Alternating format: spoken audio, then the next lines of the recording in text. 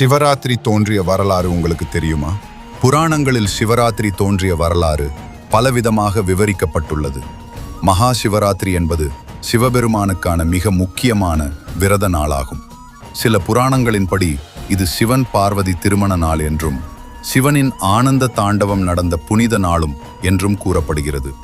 மேலும் பிரம்மா விஷ்ணு ஆகியோரின் அகந்தையை அழிக்க சிவபெருமான் சக்தியுடன் சோதிப்பிழம்பாக நீல லிங்க வடிவம் தோன்றினார் என்றும் அது 14ஆம் திதி சதுர்த்தசி இரவில் நிகழ்ந்ததால் அதுவே சிவராத்திரி என்று அழைக்கப்படுகிறது என்றும் புராணங்கள் சொல்கின்றன. இதே நாளில் திருவண்ணாமலை அருணாச்சலேஸ்வரர் கோவிலில் கோடி சூரிய பிரகாசத்துடன் சிவன் லிங்க வடிவில் தோன்றியதாகவும் நம்பப்படுகிறது.